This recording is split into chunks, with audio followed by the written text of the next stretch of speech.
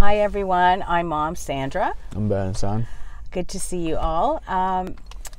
Last week's video, I'll link it up in case you haven't seen it, was really raw and real. And we just really had a conversation. For me, I almost forgot the camera was there. Anyway, I've been reading, Ben, all the comments, and we were discussing purpose and life. And one thing, I was sharing my frustrations last week, and I was just saying to Ben how, we have these conversations, and Ben, you're so brilliant. You quote things, you are so smart, and we know that you're using. Yeah. So we know that your brain is hijacked from the addiction. Yeah. But you see it differently. Well, Well, maybe you don't. I guess I see it differently, but I know what you all know. Yeah. So I was just saying, can you imagine, here we have these conversations, you're pretty articulate, you know things. Can you imagine not being on drugs and your brain heals? Yeah. And how much smarter you can be. Oh, man. Yeah, I've thought of that lots of times, and I've thought of a lot of things. Yeah. I don't know. So you were saying that right now you are living a life, it's maybe not luxury, but you have the necessities. It's the necessities I need in life. But right now, and again, I'm sharing my perspective as a loved one, and Ben is sharing his as the addict. My perspective is, can you imagine that you're living a life without fiending and owing money and all that stuff, and having a brain that's healed? Yeah. I try to imagine it sometimes. Technically, I can imagine it, but I can't really feel it. Feel the imagination. The only imagining I do would be thinking. I'm not really believing. I don't believe. You don't believe? I have no belief. But, I see you today, and I see, we have decent conversations, and you are so smart in the things that you say. It's like you have the knowledge. That's the thing. Yeah. And I guess my question is, what will it take for you to get to the point where it's like, you know what? Yeah, I want to see what it's like not to be giving everything up for that one thing. To be always wondering about your next fix and all that. That must be exhausting. Even when I was clean, I was still drinking a bit when I got my 5 carries. So really, I don't think I've ever technically been clean in fucking years and years. Right. And the only time I remember being clean was when I was a kid, and I guess it was, I don't even know how to explain it or what to say, but... Okay, so you were clean of drugs, but not alcohol. So yeah, I was in the 5 carries of it, but yeah. And you had 5 carries. But I guess, I'm not in your shoes, but I see your brilliance, and I think, wow, if you weren't using, and you weren't worried about money because you weren't owing, and your brain started healing, because we know that your brain right now, although you're smart and articulate, the addiction has taken over. It's hijacked your brain. We know that, right? Yeah. You know that, right? You know that that's happened. Yes. Right. Everybody says that, and it kind of pisses me off, if anything. Yeah, well, and I can understand. It may seem like I'm hijacked. I'm not myself. Or I'm talking right now. I'm perfectly fine with you right now. You know what I mean? I'm not fucking hijacked. Oh, no. The only part that's hijacked is that I fucking am addicted to drugs. It's not like I'm a different fucking person. No, you're not a different person, Ben. You're making it seem like hijacked. No, but there are times when I talk to you where I won't have a conversation because... I've done that even when I'm sober. I'm fucking freak at you. Okay, well, you know what? Obviously... Oh, I'm sorry. No, it's okay, Ben. I want us to have these conversations because I'm really trying to understand what you go through and what it will take for you to say, I've had enough. You have all kinds of support. I've had enough. You've had enough. Okay, that's good. Had enough of the drama and shit. Right. Have you had enough of having to be concerned about your next fix or hit or whatever you want to call it? It's not so much that I'm concerned as I'm more just what word would I use? Looking for. I'm not concerned. I'm just depressed. Oh, I can imagine. And it must be exhausting.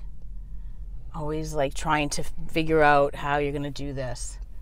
Like, I don't even get out of bed. So I'll stay in bed all day. And I feel like there's nothing to do today. You were saying that you don't even get high anymore. Or you don't feel high. It's been like that for a while. So... Like, yeah, I ramble a little bit, but I remember back years ago when I first started, I actually get fucking high. But, like, now, for the longest time, yeah, sure, I'm intoxicated, whatever. You take one beer, you're drunk, who cares? Fucking, you don't feel it the same in your fucking head, as in you just know you're intoxicated. Like, I know, yeah, I'm rambling, blah, blah, blah, but you don't feel it the same because your body adapts. It's called adaptation. Okay. It's like when you're on methadone. A regular person taking methadone, they get high. A person that's an addict takes methadone, oh, are they high? No, they're not fucking high. They're fucking taking the medicine. So it's a fucking, my drugs like my fucking medicine. I don't fucking get high from it. It just gets me comfortable to be in my own fucking self. Okay. I'm not fucking retarded. No, you're not, Ben. No, but it pisses me off when people are like, oh, you're high, you're drunk, you had a beer, you're drunk. Oh, you're so... Yeah, but Ben, you know, I could only try to imagine... No one understands. I could only try to imagine... You can't understand if you were fucking an addict. You know what the fuck they don't know. You know the difference. Like, people just assume. You could be talking to them and be perfectly fine, and them not think, oh, you're doing good today, and be like, yeah, I had a couple beers before I came here, and they'll instantly be like, oh, I knew it, but 2 seconds ago you just said I was doing good. So how did you really know it, or did you just create that memory in your brain the second I said I had a couple beers, and you just assume that since I had beers you thought I was doing good, but no, now you backtrack, you undo that, say never mind, you're not doing good, you had beer. Yo, who's really the fucking fucked up one? Okay, well, you know, Ben, I gotta say... I've told my whole family, oh, you're doing great today, you're doing great today. I'm fucking smoking meth, like, fucking minutes before I see them. I understand. And they fucking have no clue. If I were to tell them, they'd be like, oh, no, if I don't say nothing, they don't fucking know. I hear you, Ben, because even when I go to the clinic, some people will say, oh, Ben's looking good. And I'll just do this because I know that you're using to just... coast and whatever. I don't know what the reason is. It's like my fucking methadone, basically, except I don't really withdrawal, but it's the same fucking thing to me. Yeah. It just makes me feel fine. It makes me feel comfortable. It makes me relaxed, you know. I feel relaxed. I hear you, Ben, but all I am saying is I get it because people, like I will say as a loved one, I know you're using, so I know, you know, you're not fine or whatever. Yeah. I know when I could have a conversation with you. I know that just because you're having a conversation doesn't mean that you're good. Yeah. I get that. Mm-hmm. But people, I could only speak for myself, but people are hopeful. They want to see you clean and they want to see you get your life together. So imagine. Maybe they're blind. They're blinded with hope. Well, but Ben, where there's breath, there's hope. And the thing is, it's all dependent on you. And that's what's frustrating to me, is that it has to be your choice. All I can do is be there and have these conversations with you and remind you that, you know what, life can be better. Like right now, you are using and you need money and all that stuff that goes with it. You've given up every other aspect of your life for that one thing. Yeah. And I would just love for you to give up that one thing. For everything. And that's the conversation I want to have with you. And I want you, it's my want for you, is to say, I've had it. I want to see what it's like to have a healthy brain and to not have to owe money. I feel pretty fucking healthy. And, you know, and I hear you because I feel like I can think clear. I'm not groggy. My vision's not fucked up.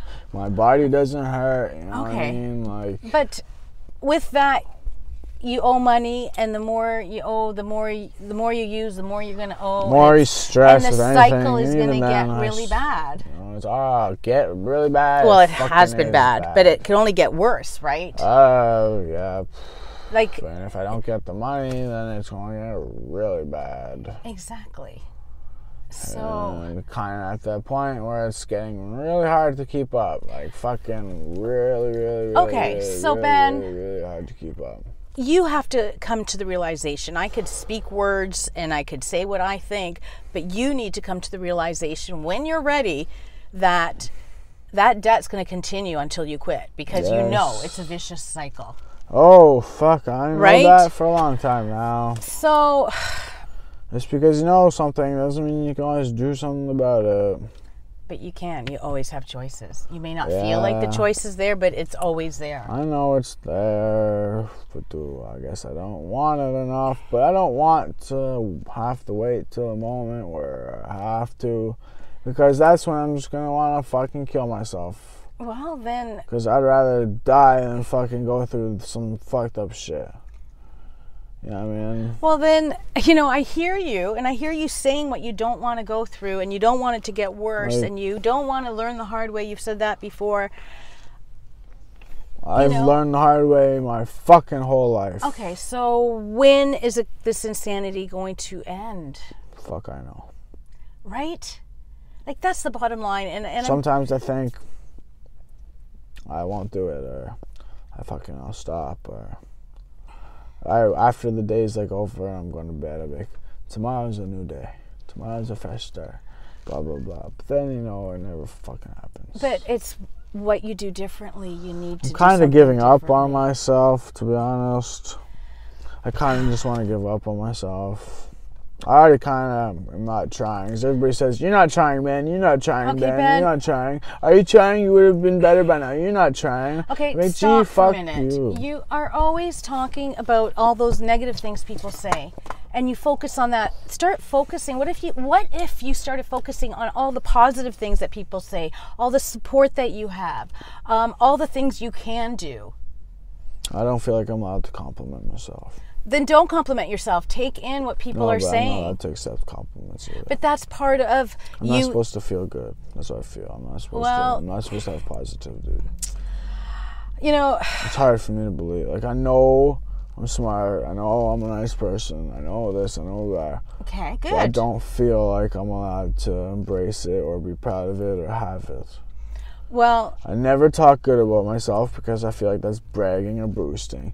And if somebody says something nice about me, I say thanks. But I don't take it in because I'm like, I don't deserve to take that in, or that's just me boosting by having too much thought. I don't want to be fucking hot-headed and full of myself. I'm the best in the world. Okay, so Ben, I'm a nice guy. You're not an asshole. You know? Okay, Ben. That's why I always put myself down, because that's all I'm allowed to. You're only allowed to put yourself down. Okay, but you're not allowed to be happy. Okay, I hear you, Ben, and I think we need to wrap this up. I hear you. I just really pray that you make that choice. I just want you to know that there are choices and there is support.